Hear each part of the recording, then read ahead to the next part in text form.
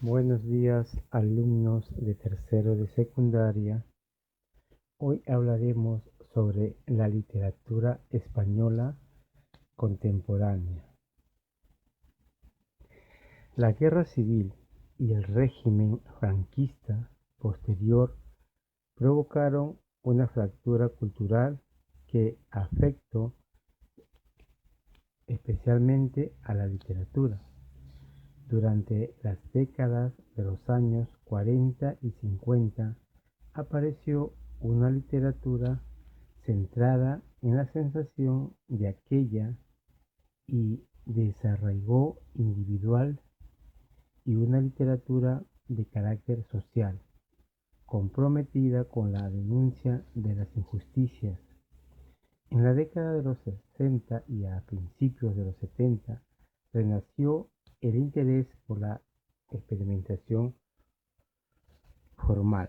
En España, la muerte de Franco en el año 1975 supuso el punto de partida de una nueva era política en la que también se abrieron nuevos caminos a la cultura y a la literatura. Asimismo, a una época caracterizada por la libertad creadora, la asimilación de todo tipo de corrientes foráneas y una abundante producción literaria. La literatura española actual presenta gran diversidad de tendencias. En general, se alejan del experimentalismo y recuperan las formas tradicionales. Veamos ahora qué géneros destacan en la literatura española contemporánea. En lo que es poesía, tenemos a la poesía arraigada y la poesía desarraigada. Veamos primero lo que es poesía arraigada. Esta poesía, representada por un grupo de autores que ofrecen una visión idealizada e entusiasta del mundo, no refleja la verdadera situación de España tras la guerra, sino que busca la evasión, refugiándose en temas como el amor, la belleza de Dios y la creación. Defiende en definitiva los valores del bando franquista. Los rasgos formales de esta poesía son las formas estróficas y preferidas son las clásicas como el soneto y terceto. Los temas principales son los clásicos de la poesía de todos los tiempos, como el amor, el paisaje, las cosas bellas, etc. El tema de Dios como protector del hombre y fuente de la perfección y el orden del mundo. Hubo ausencia de compromiso y distanciamiento de la realidad. Destacan autores como Dionisio de Duejo, Luis García Nieto, Leopoldo Panero o Luis Rosales. Este último será muy influyente e iniciará el giro posterior de estos poetas hacia una poética más existencialista con su obra La casa encendida. Por otra parte, la poesía desarraigada fue una corriente representada el primer movimiento de renovación estética después de la Guerra Civil. Contrariamente a los anteriores, para estos poetas el mundo es un caos y una angustia.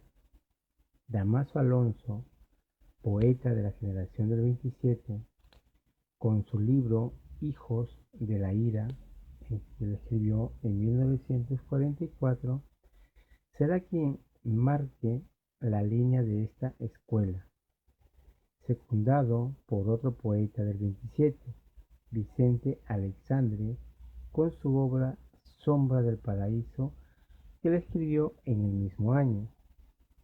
Los rasgos de esta poesía son: en los temas, Dios sigue siendo uno de los motivos principales de las composiciones poéticas, pero a diferencia de la poesía arraigada, su religiosidad es crítica. Transmite la idea de que Dios ha abandonado al ser humano y, en consecuencia, el mundo está dominado por la sociedad o vacío existencial y el miedo de vivir y de morir. Corresponde esta corriente a la tendencia existencialista que se generaliza en toda la literatura europea tras la Segunda Guerra Mundial. El teatro. El teatro también se compone en tres, que es el teatro social, el teatro poético y el teatro humorístico. Se impuso con el objetivo de hacer olvidar el trauma social que significó la Guerra Civil Española. Surgieron las siguientes tendencias. El teatro social. Los autores del teatro social y político de la posguerra española, movidos por su instinto de rebelión, muestran su descontento con el sistema actual a través de sus obras. Son dos formas distintas de entender la protesta política y otra social. Temas, estilos y propuestas dramáticas diferentes que se juntan en un solo grito de rebeldía. El teatro poético intentó superar la realidad por medio de la poesía, de la ilusión y de la fantasía. Sobresale Alejandro Casona. Teatro humorístico. Es un teatro de una comicidad intelectual cercana al absurdo, que debe mucho al atrevimiento formal y el espíritu lúdico de las vanguardias de preguerra. En la narrativa, la novela de los primeros años de posguerra está marcada por una ruptura con las tendencias anteriores, como el realismo social de Ramón J. Sender. En 1942 se inicia la novela existencial, con una tendencia hacia la desorientación, la hostilidad de la vida y la angustia. Ciertas obras reflejan los aspectos más sórdidos y brutales de la realidad para efectuar una reflexión profunda sobre la condición humana, que viene a ser el tremendismo. Durante los años 40, autores como Gonzalo Torrente, Ballester, Miguel Delibes, Carmen Laforet o Camilo José de Cela contribuyeron a la recuperación del género con obras como La familia de Pascual Duarte de Cela, 1942, Nada de Carmen Laforet, 1945, o La sombra de Ciprés es alargada de Delibes, 1947. En los años 50 se inicia el denominado realismo social por el de la novela. Se centra en la denuncia de la injusticia como resultado del compromiso político y moral del autor. Veamos ahora a Camilo José Cela. Camilo José Cela nació en Bloc Iria, Flavia, La Coruña, en 1916 y falleció en Madrid en el 2002. Escritor español, residió en Mallorca, donde en 1956 fundó la revista Papeles de Son Armadans. Desde muy joven compuso poesía con ecos e influjos de autores como Pablo Neruda y Rafael Alberti, y algunos pasaron al libro Pisando la dudosa luz del día, en 1945, pero su personalidad literaria se desarrolló como prosista dentro de los géneros de la novela, el cuento y el libro de viaje. Alcanzó súbita notoriedad en 1942 con la novela La familia de Pascual Duarte, una de las pocas obras destacadas de la década.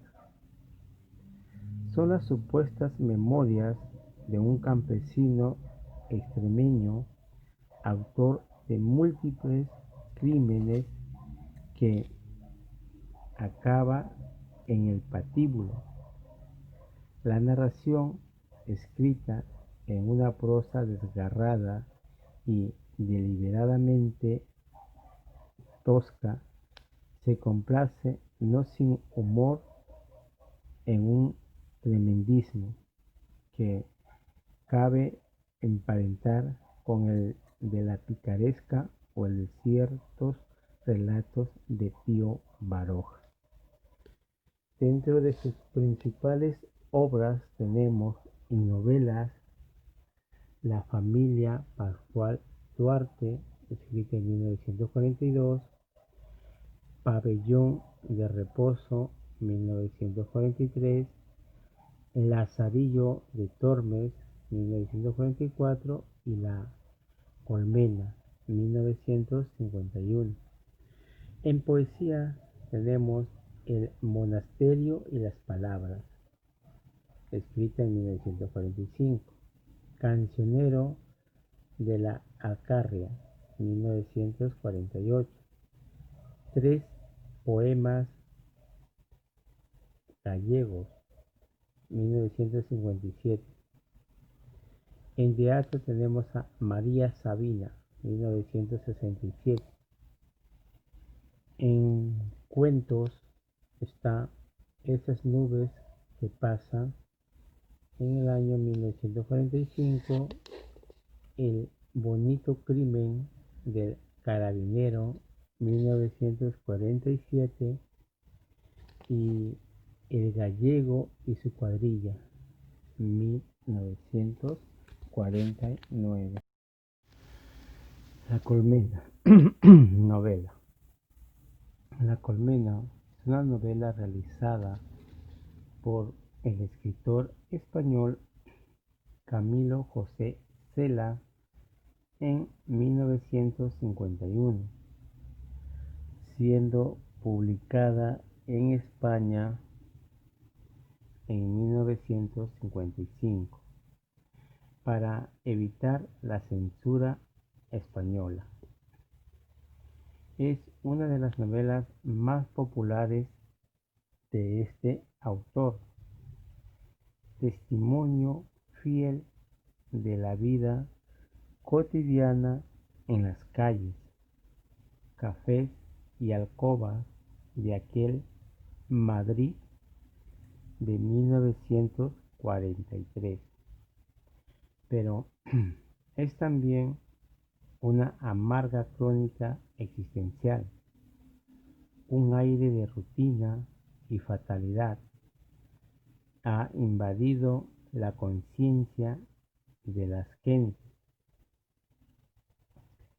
Todos creen que las cosas pasan porque sí y que nada tiene remedio.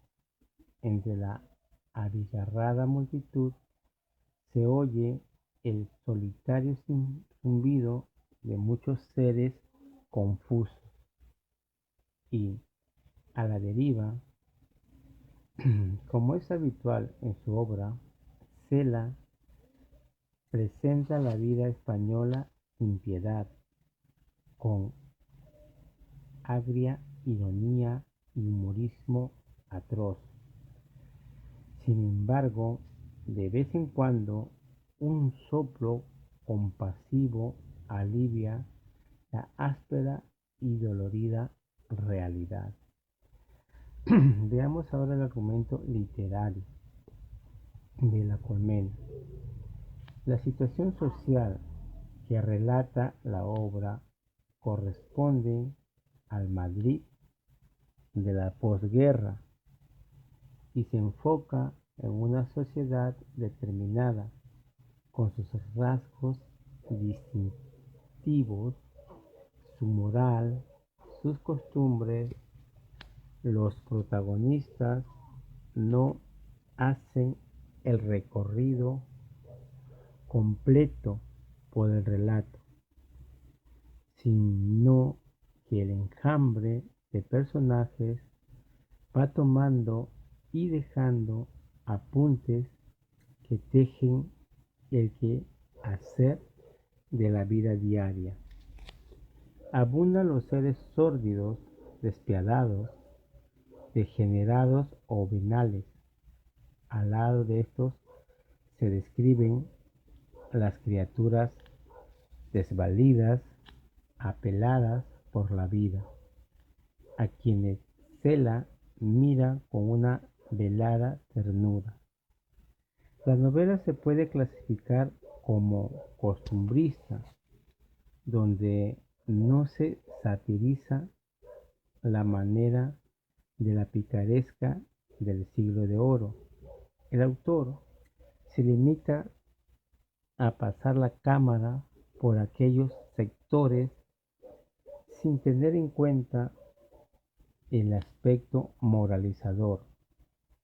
Este hecho le ha valido que la crítica lo califique de falto de psicología para prolongar la vida de los personajes. Son siluetas que desfilan rápidamente como transeúntes apresurados. Son bocetos magníficos, sugerentes, cargados de vida que imaginamos apasionantes, pero que el autor no se propone sino en esquema, todo lo cual no conduce sin no restar densidad, dimensión y auténtico color humano a los personajes de la novela.